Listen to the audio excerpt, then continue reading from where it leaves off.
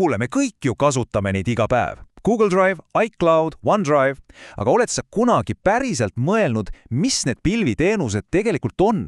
Kuidas need töötavad ja mis kõige olulisem, kuidas nad on täiesti märkamatult muutnud kogu meie elu ja tööd? No, järgmise paari minuti jooksul teeme selle kõik sulle kristallselgeks.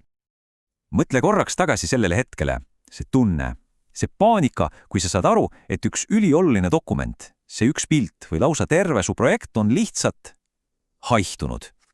Jube tunne, eks ole. Just see täiesti universaalne hirm ongi tegelikult põhjus, miks pilviteenused üldse sündisid. Mäletad veel neid aagu? Kadunud mälupulgad, lõputud failinimed stiilis, lõplik versioon, 3 päris valmis ja siis see ootamatu hitk, kui arvuti kõvaketas lihtsalt otsad annab. See oli ju pidev digitaalne kaos ja see ei raiska sa ainult aega, see tekitas ikka korralikult stressi ka. Aga mis siis? Kui ma ütlen sulle, et kogu sellele kaosele on tegelikult olemas üks elegantne ja uskumatult lihtne lahendus, no vot, see lahendus ongi pilveteenus. Vaatamegi kohe lähemast, mis see endast kujutab. Mida see siis täpsemalt tähendab? Kujuta lihtsalt ette, et su foilid ei ela enam ainult sunu arvuti kõvaketal ühes kindlas kohas. Selle asemel on nad turvaliselt hoiul kusagil mujal. Teenusepakkuja hiiglastes ja turvalistes serverites ja selle lihtsa muutuse kõige suurem võlu on see, et sa saad oma asjadele ligi igal ajal ja absoluutselt igast seadmest, millel on internetiühendus. Ja see kõik taandub tegelikult 3 väga võimsale funktsioonile. Kardad, et kõvaketas läheb katki? Selle lahendad automaatne salvestamine ja varundamine. Oled tüdinud lõputustest meiliversioonidest, selle asemel on reaalajas koostöö, kus kõik näevad muudatusi kohe. Ja see mure, et fail on ainult ühes arvutis, sünkroniseerimine hoolitseb selle eest, et sul oleks alati kõige värskem versioon, ükskõik kas sa oled telefonis, tahvlis või läpakas. Okei, aga turg on ju päris kirju. Kuidas siis valida see endale kõige sobivam tööriist? Võtamegi nüüd ette 2 kõige suuremat ja tuntumat tegijat. Google Drive ja Microsoft OneDrive. Kumma tööriistakast sobib sinu jaoks paremini? Esimene ja kõige olulisem asi, mida mõista, on see, et kumbki neist pole lihtsalt, kaust internetis.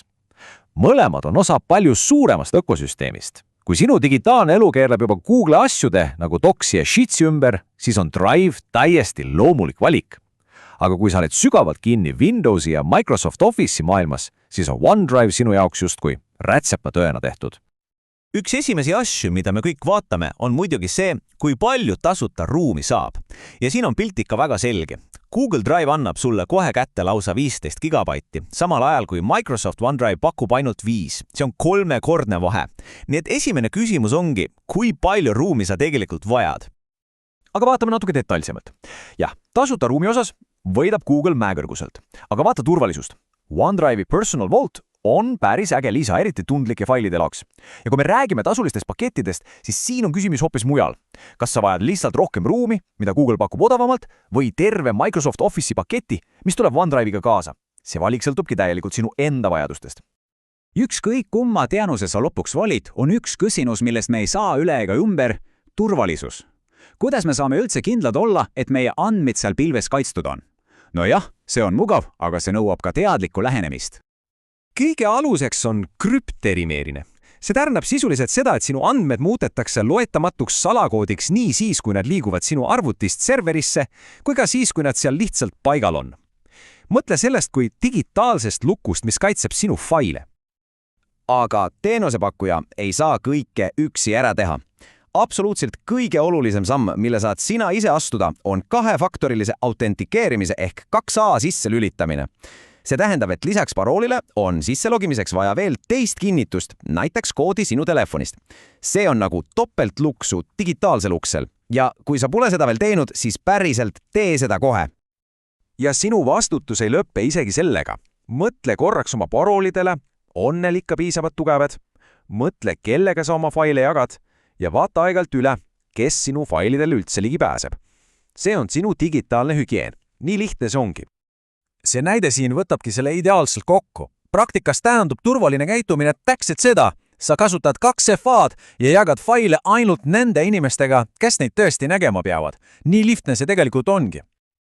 Nii, me oleme rääkinud sinu isiklikest failidest ja turvalisusest. Aga nüüd zoomime korraks täitsa välja. sest pilviteenused ei ole muutunud ainult seda, kuidas meie faili hoiame, need on muutmas tervet maailma, alates haridusest kuni keskkonnani välja. Ja kui me vaatame, kus pilv kõige rohkem mõju avaldab, siis ei ole muidugi üllatav, et äritegevus on tipus, aga vaata, kui lähedal on hariduse õppimine. See näitab, et pilv ei ole enam ammu lihtsalt mingi tööriist, vaid see on fundamentaalselt muutmas seda, kuidas me üldse teadmisi omandame ja koostööd teeme. Mõtle korraks tagasi oma kooliaja peale ja nüüd kujuta ette, et kõik õppematerjalid on ühes kohas, rühmatööd toimuvad reaalajas ühes ja samas dokumendis ning õpetaja annab tagasisidet otse sinu tööle. See on tänapäeva reaalsus tänu pilviteenustele, mis on muutnud õppimise palju interaktiivsemaks ja kättesaadavamaks. Ja ärimaailmas on see mõju veelgi suurem, alates sujuvast kaugtööst kuni ülivõimsate analüütika tööriistadeni. Isegi sellised keerulised süsteemid nagu kliendisuhtehaldus ehk CRM ja ettevõtte ressursside planeerimine ehk ERP jooksevad nüüd kõik pilves. Tänapäeva edukas ettevõtte ongi ehitatud pilvevundamendile. Aga siin on midagi, millele me tihtipeale ei mõtle. Pilve keskkonnamõju. Need hiilglaslikud andmeleskused, mis meie faile hoiavad, vajavad ju tohutult energiat. Mis siis selle lahendus on? Õnneks ei vaata suured tehnoloogiafirmad seda probleemi niisama pealt. Nii Google kui ka Microsoft investeerivad massiivselt taastuvenergiasse, eesmärgiga muuta oma andmekeskused täiesti roheliseks. Aga tead, mis on eriti huvitav mõte? Ka sinul on siin oma väike roll. Iga ebavajalik fail, mille sa ära kustutad, on tegelikult väike palus andmekeskuste koormuse vähendamisse. See on justkui digitaalne koristamine keskkonna heaks. Okei, võtame selle kõik nüüd lühidalt kokku. Mis on need kõige olulisemad asjad, mis meelde jätta?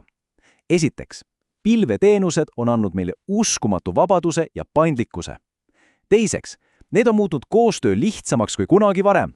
Aga see vabadus tuleb koos vastutusega. Vastutusega oma andmete turvalisuse ja mõistliku haldamise eest. Ja lõpetuseks jätame sulle ühe mõtte. Meie failid on kolinud pilve, aga kas meie harjumused on selle tehnoloogiaga ikka sammu pidanud? Kas me kasutame seda võimast tööriista turvaliselt ja teadlikult? See on küsimus, millele tasub meil kõigil mõelda. Aitäh!